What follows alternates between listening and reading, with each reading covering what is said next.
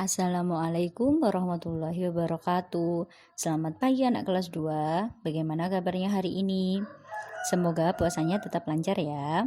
Nah, untuk hari ini kita akan memasuki pembelajaran tema 8 subtema 4. Simak penjelasan dari Bunda ya. Dan jangan lupa siapkan buku catatan tematiknya dan buku tema 8-nya. Terima kasih.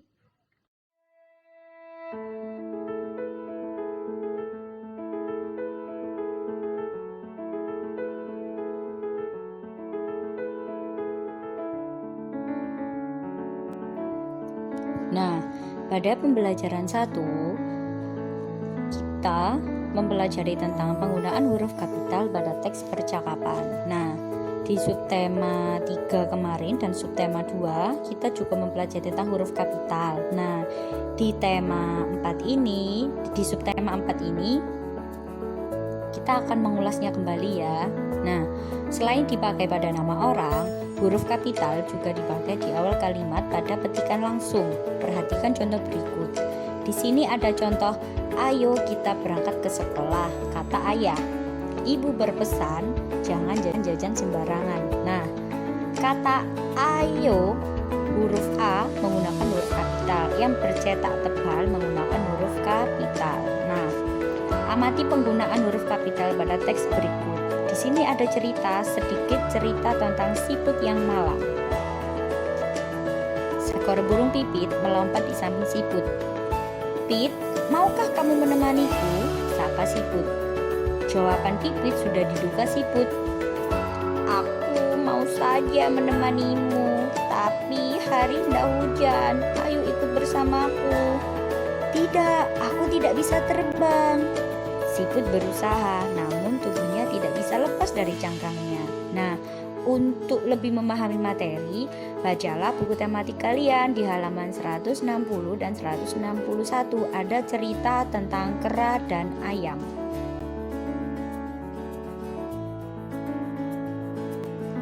Selanjutnya yaitu membuat hiasan.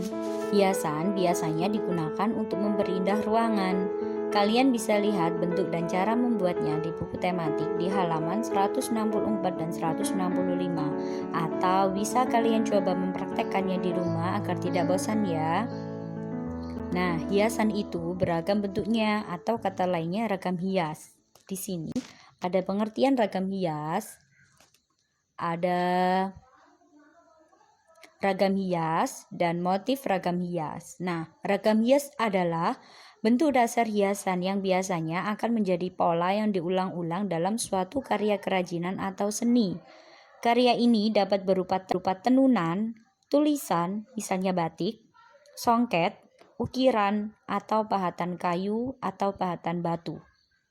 Nah, ragam hias dapat distilisasi atau distilir atau disebut juga dengan penyulingan, sehingga bentuknya variasi.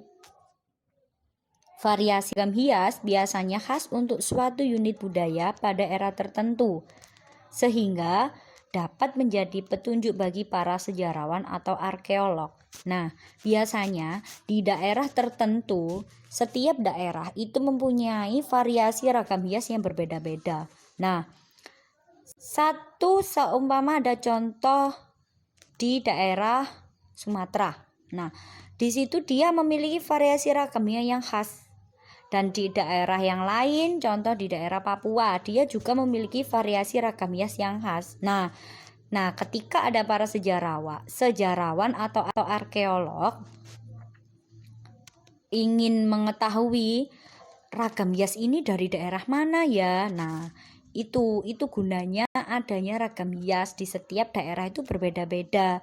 Makanya untuk para sejarawan atau arkeolog itu dapat membedakan variasi ragam hias ini dari daerah mana, bisa mengenali itu karena adanya ragam hias itu tadi. Nah, di situ dijelaskan juga ragam hias dapat distilisasi sehingga bentuknya variasi. Jadi bisa diubah ke dalam bentuk yang bervariasi ya, sesuai budayanya daerah itu sendiri. Biasanya seperti batik, Nah, seperti batik sendiri itu memiliki perbedaan antara batik Solo, terus batik daerah di Maluku. Nah, itu memiliki ciri khas sendiri. Nah, itu mereka bisa membentuknya bervariasi. Nah, sejarawan itu apa? Nah, sejarawan dan arkeolog itu orang yang meneliti tentang sejarah pada masa dahulu. Sejarah itu kan masa lalu ya. Nah, dengan adanya variasi ragam hias ini contoh di bangunan candi-candi. Nah, di bangunan Candi Borobudur, di bangunan Candi Prambanan, itu kan terdapat pahatan kayu atau pahatan batu ya. Nah, pahatan batu itu nanti menceritakan khasnya budaya dari mana. Nah, dari situlah mereka itu tahu. Makanya kegunaannya ragam hias itu sangat penting untuk bagi para sejarawan. Yang kedua yaitu ada ragam hias. Nah, ragam hias Nusantara dapat ditemukan pada motif batik, tenunan, anyaman, tembikar, ukiran kayu, dan pahatan batu. Nah, di ragam hias ini muncul dalam bentuk-bentuk dasar yang sama namun dengan variasi yang khas untuk setiap daerah. Dalam karya kerajinan atau seni Nusantara tradisional, seringkali terdapat makna spiritual yang dituangkan dalam stilisasi ragam hias. Nah, terdapat ragam hias asli Nusantara yang biasanya merupakan stilisasi dari bentuk alam atau makhluk hidup, termasuk manusia ya. Dan ada pula ragam hias adaptasi pengaruh budaya luar, seperti dari Tiongkok, India, dan Persia. Nah, pada ragam hias pada motif batik atau pahatan kayu yang dimaksud di sini itu mereka membuat seperti bentuknya itu dengan bervariasi tapi khas untuk setiap daerahnya sendiri. Bahkan kerajinan yang bersifat tradisional itu biasanya masih terdapat spiritual ya. Nah, dalam membentuk ragam hias tersebut berarti masih ada makna keagamaannya di dalamnya. Nah, biasanya di ragam hias asli Nusantara itu memakai stilisasi dari bentuk alam atau makhluk hidup termasuk manusia. Nah, contohnya ada di daerah Bali. Di Bali itu kan pernah Bunda dengar itu ada pulau ya.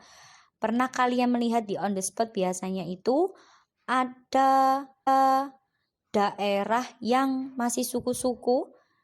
Jika orangnya mati itu tidak dikubur, lalu diawetkan dan jenazahnya ditaruh di sebuah bangunan tua. Nah, sebuah bangunan tua itu terdapat patung-patung. Nah, itu yang disebut ragam hias yang stilisasinya itu dari makhluk hidup. Nah, biasanya juga ada ragam hias dari pengaruh budaya luar seperti dari Tiongkok, seperti dari ke Indiaan dan Persia. Nah, setiap negara itu juga mempunyai ragam hias yang berbeda ya. Seperti di kain batik, contohnya paling gampang di kain batik ya. Karena kain batik itu kan berbeda-beda macamnya, tenunan, anyaman, ukiran kayu pun dan pahatan batu pun itu juga berbeda. Nah, contohnya di pahatan batu ada di Buddha tidur yang ada di Trowulan di Indonesia dengan Buddha tidur yang ada di Thailand itu berbeda. Nah, itu juga menandakan sebagai ragam hias yang sudah dipengaruhi proses stilisasi dan itu sudah dipengaruhi dari budaya luar. Yang ketiga yaitu motif ragam hias. Nah, motif ragam hias itu ada ragam, yang pertama ada ragam flora itu bisa disebut dengan tumbuhan. Flora sebagai sumber objek motif ragam hias dapat dijumpai hampir di seluruh pulau Indonesia. Karena ragam hias dengan motif flora mudah dijumpai pada barang-barang seni seperti batik, ukiran, dan tenunan. Kalau kalian memakai baju batik, mempunyai baju batik, ada yang ukirannya ragamnya itu berbentuk daun, berbentuk bunga. Nah, itu bisa disebut dengan ragam hias flora. Berikut adalah contoh ragam hias flora. Coba kalian perhatikan gambar di bawah ini.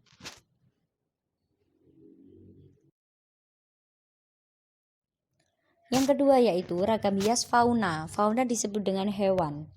Ragam hias fauna merupakan bentuk gambar motif hewan yang diambil dari hewan tertentu. Nah, beberapa hewan yang bisa dipakai sebagai objek ragam hias adalah kupu-kupu, burung, kadal, gajah, dan ikan. Ragam hias motif fauna telah mengalami deformasi namun tidak meninggalkan bentuk aslinya. Ragam hias fauna dapat dikombinasikan dengan motif flora dengan bentuk yang digayakan. Motif ragam hias daerah Indonesia banyak menggunakan hewan sebagai objek ragam hias. Daerah tersebut seperti Yogyakarta, Bali, Sumatera, Kalimantan, Sulawesi, dan Papua. Motif ragam hias dapat dijumpai pada hasil karya batik, ukiran, anyaman, dan tenun. Perhatikan contoh di bawah ini. Nah, ragam hias ini biasanya gambar motifnya itu diambil bukan dari sembarang hewan. Ada hewan tertentu sebagai objeknya yang ditiru ragam hiasnya, seperti kupu-kupu, burung, kadal, gajah, dan ikan.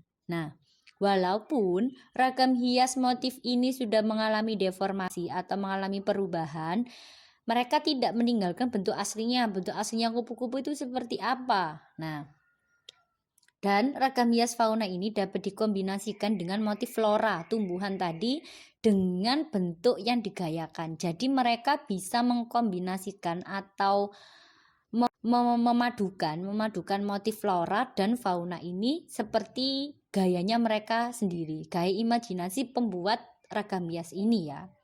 Nah, biasanya motif ragam hias ini banyak dijumpai di daerah Yogyakarta, Bali, Sumatera, Kalimantan, Sulawesi, dan Papua. Seperti di kain batik tadi.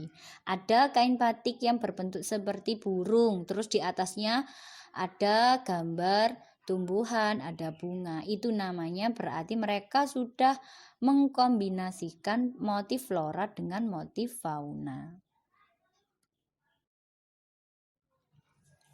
Yang ketiga yaitu ragam hias geometris. Ragam hias geometris itu motif hias yang dikembangkan dari bentuk-bentuk geometris dan kemudian digayakan sesuai dengan selera dan imajinasi pembuatnya. Jadi, geometris itu kan garis. Nah, mereka itu biasanya para pembuat imajinasi atau para pembuat kain tenun, batik. Mereka bisa mengembangkan bentuk-bentuk geometris itu sesuai gaya mereka sendiri. Nah, gaya ragam hias geometris ini bisa kita jumpai di seluruh Indonesia. Di mana? Ada di Jawa, Sumatera, Kalimantan, Sulawesi, dan Papua. Nah, ragam hias geometris ini dapat kita buat dengan menggabungkan bentuk-bentuk geometris ke dalam satu motif. Nah, ada juga biasanya kalian itu bisa melihatnya di kain batik, karena kain batik itu paling mudah. Di situ sudah banyak beragam hias variasi dari ragam hias flora, ragam hias fauna yang dikombinasikan flora dan fauna dan ragam hias geometris. Perhatikan contoh Bunda di bawah ini ya agar kalian lebih memahami. Yang keempat yaitu ragam hias figuratif. Bentuk ragam hias figuratif ini berupa objek manusia yang digambar dengan mendapatkan penggayaan bentuk. Nah, di ragam hias figuratif ini biasanya kita itu menggambar objeknya itu seperti manusia yang digambar ya, tapi tidak menyerupai seperti gambar manusia itu sendiri. Jadi ada gaya yang digabungkan di ragam hias tersebut. Nah, ragam hias figuratif itu biasanya terdapat pada bahan tekstil atau bahan kayu. Nah, dengan cara seperti apa proses pembuatannya itu dilakukan dengan cara menggambar.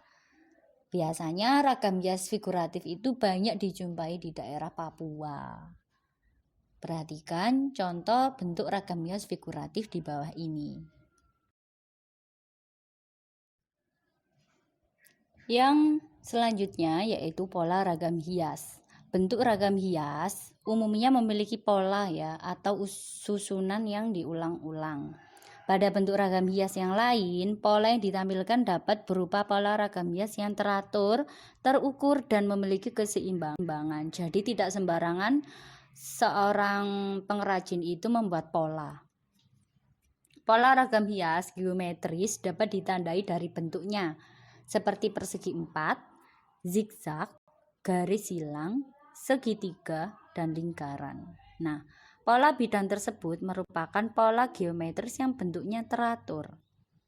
Bentuk lain dari pola geometris adalah dengan mengubah susunan pola ragam hias tak beraturan dan tetap memperhatikan segi keindahan. Jadi, kita bisa ubah pola geometris yang tersusun tadi, tapi tetap memperhatikan segi keindahannya. Jadi kita tidak boleh merubah, misalkan ya, ada gambar batik, ada seni batik ragam hias daun yang menjalar seperti daun ketela, daun menjalar. Terus di atasnya kita memberikan gambar segitiga, di atasnya lagi lingkaran, itu boleh. Kenapa? Karena kita tetap memperhatikan seni keindahannya. Gitu. Jadi tetap kita menggunakan pola yang teratur. Pola yang teraturnya itu apa? Yaitu tadi segitiga dan lingkaran. Kesetaraan satuan waktu, bulan dan hari. Satuan waktu itu kita sering menggunakannya dalam kehidupan sehari-hari ya, seperti menit, jam, hari, minggu, bulan, dan tahun. Nah, perhatikan hubungan antar satuan berikut. 1 bulan ada 30 hari. Diingat-ingat ya, 1 bulan itu 30 hari. Umumnya itu 1 bulan 30 hari. Ada juga yang 31 hari, ada juga yang 1 bulan saja, yaitu bulan Februari, ada 28 atau 29 hari. Nah, di sini ada, kalian masih mengingat tentang waktu kemarin? Semenit ada 60 detik. 1 jam ada 60 menit. 1 hari disebut juga 1 malam itu 24 jam. 1 minggu itu ada 7 hari. 1 bulan ada 30 hari. 1 tahun ada 365 hari atau 366 ya.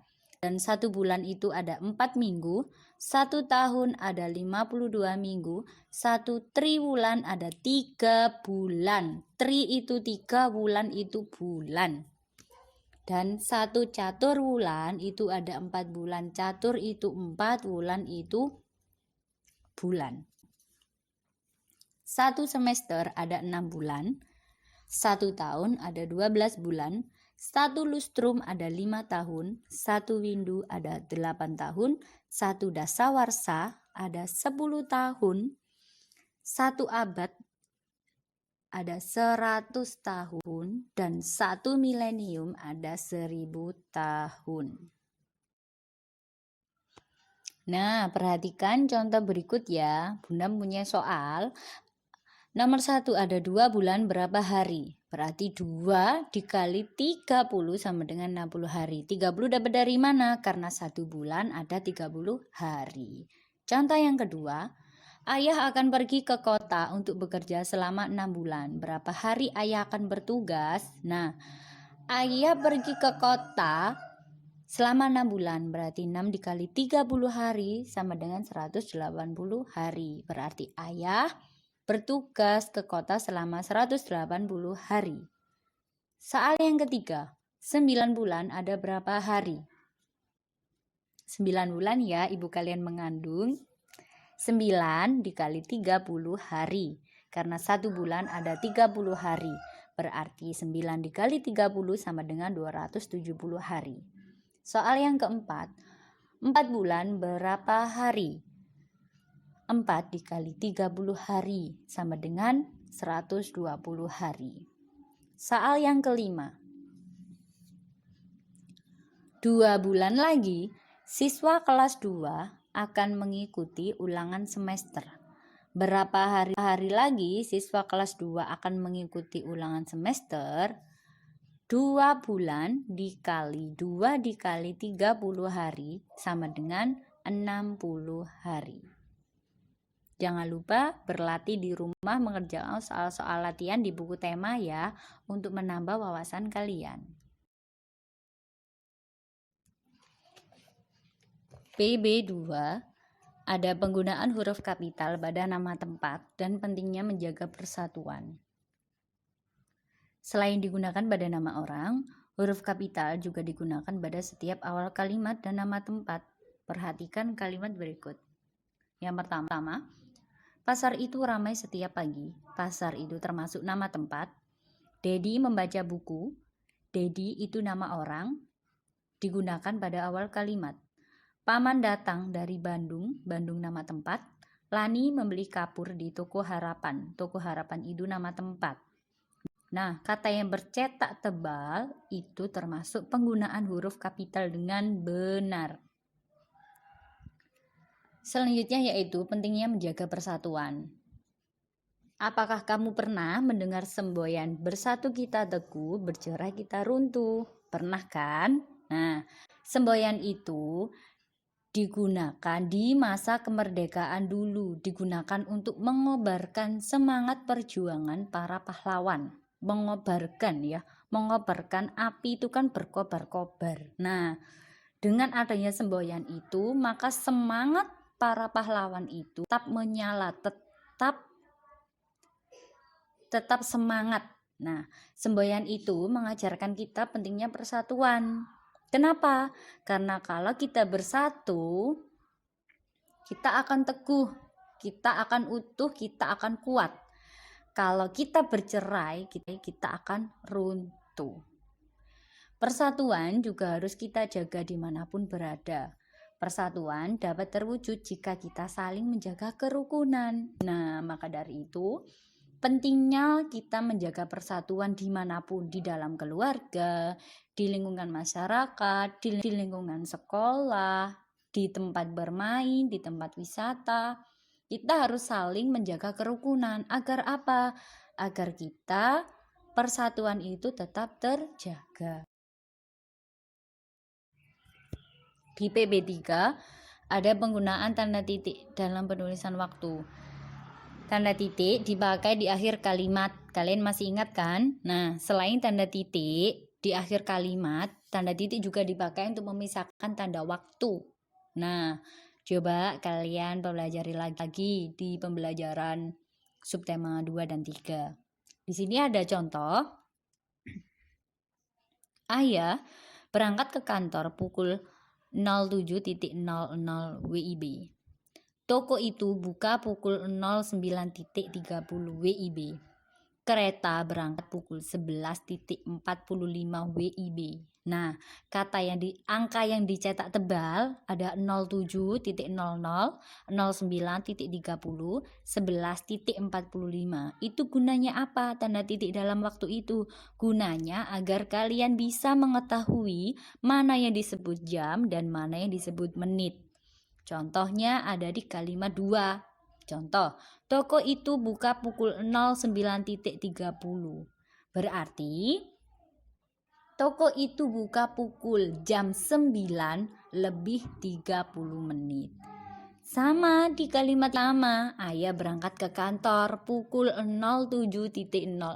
Oh, berarti ayah berangkat ke kantor pukul jam 7 tepat karena tidak ada lebih menitnya ya, atau bisa kamu juga menyebutnya sebagai jam 7 lewat 00 menit juga boleh. Nah, yang ketiga, kereta berangkat pukul 11.45. Berarti kereta berangkat jam 11 lebih 45 menit. Dan yang kedua yaitu kesetaraan antara bulan dan hari. Yang pertama tadi kita sudah mempelajari tentang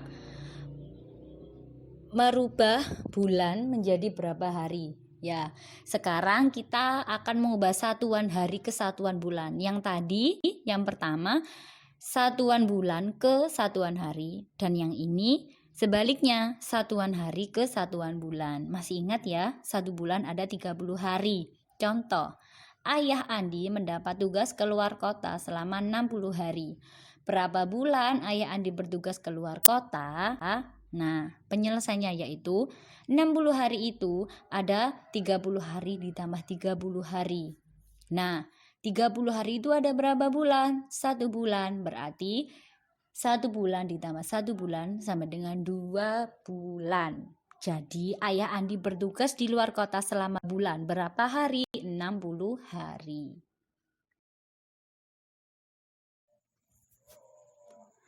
Tugas hari Sabtu, kerjakan buku tematik di halaman 128, 129, 147, dan 154.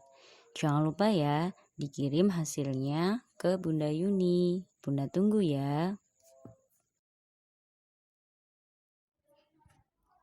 Di PB 4, penggunaan tanda titik itu juga dapat digunakan dalam bilangan ribuan. Nah, untuk memisahkan bilangan ribuan, ayo, siapa yang sudah bisa membaca uang? Sudah bisa ya membedakan antara uang 1.000, 2.000, 5.000, 10.000, 20.000, 50.000, dan 100.000. Nah, perhatikan kalimat-kalimat berikut ya beserta cara bacanya.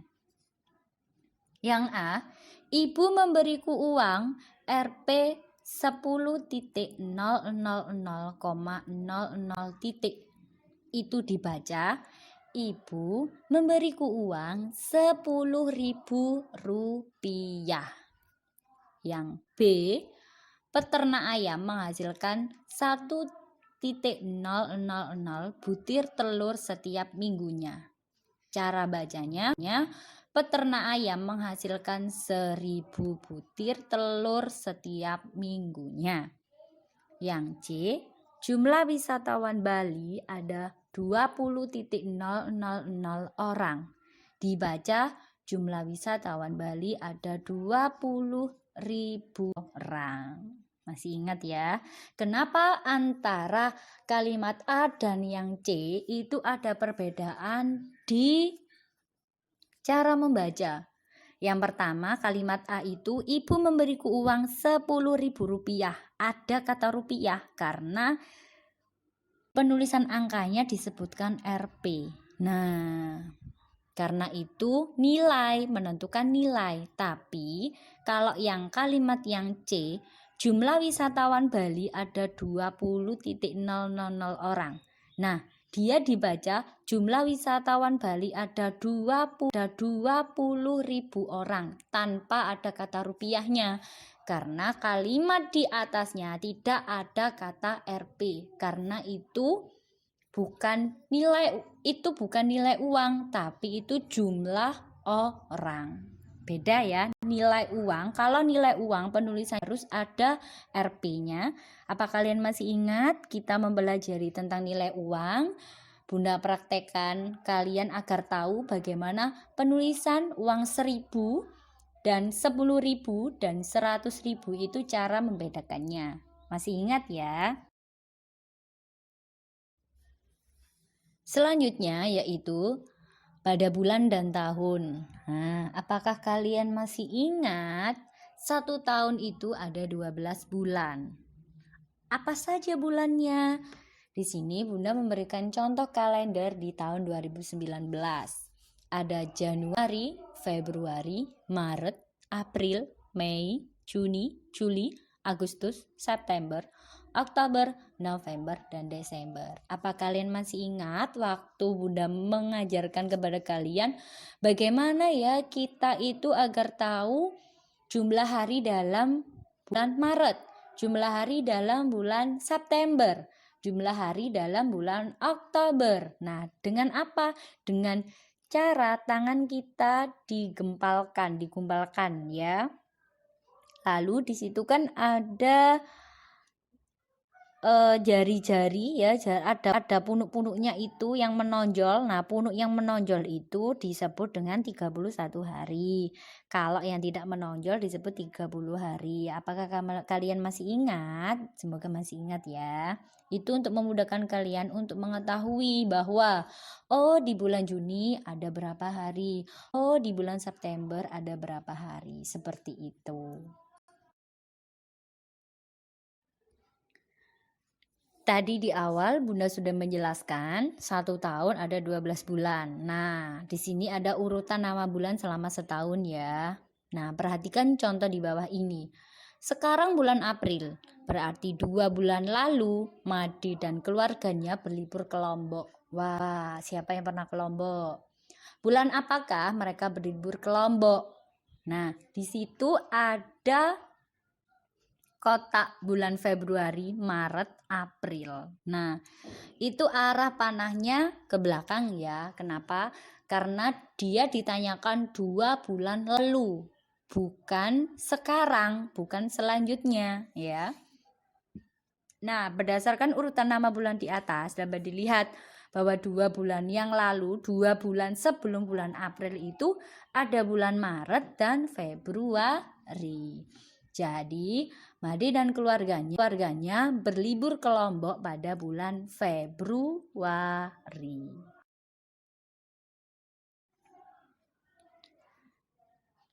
Membuat hiasan dengan teknik percik. Sebelumnya kalian sudah mempelajari ya materi membuat hiasan dengan bahan kertas origami dan kertas gambar, seperti membuat hiasan di ayam, anak ayam. Nah, sekarang teknik percik itu apa?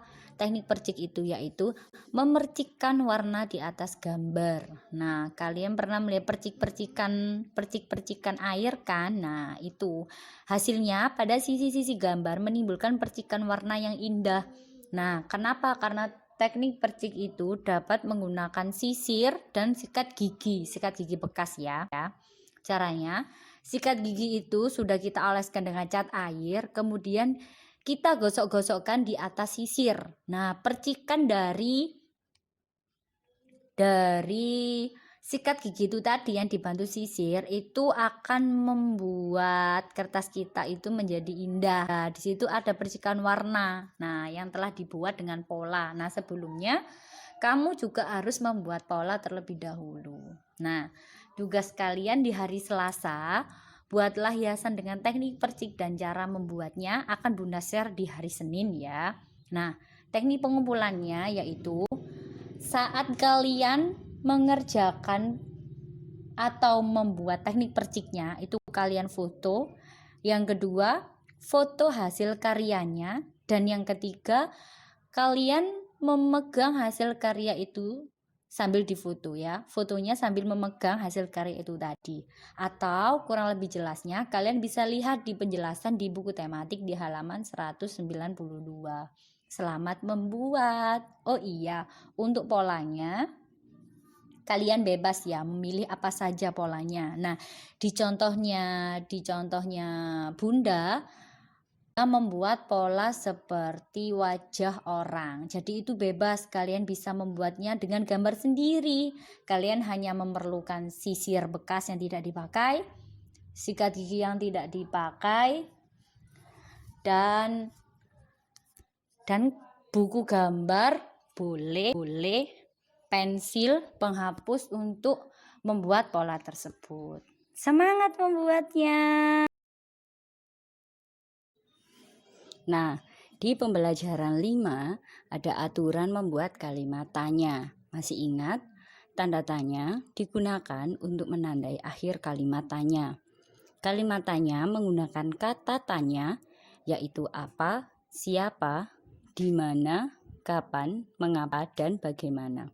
Perhatikan contoh kalimat tanya berikut ya. Yang pertama, apa yang perlu kita siapkan dalam menghadapi musim hujan?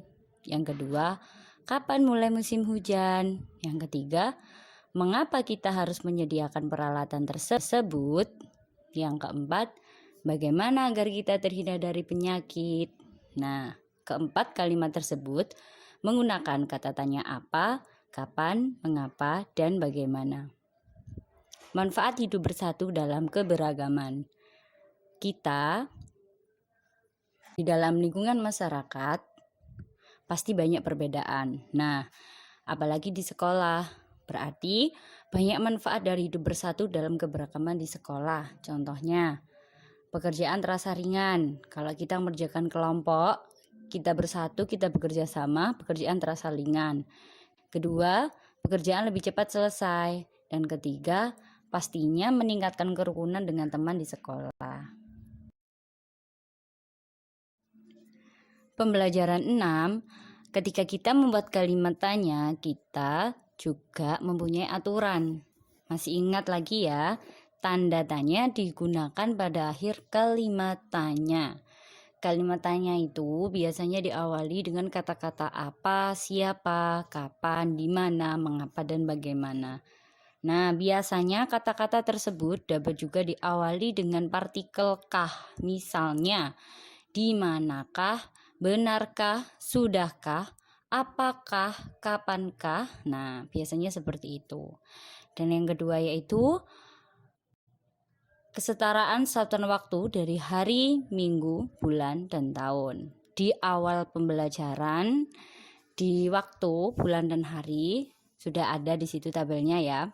1 minggu itu sama dengan 7 hari, 1 bulan 4 minggu, 1 tahun 365 atau 366 hari, 1 bulan 30 hari, dan 1 tahun 12 bulan.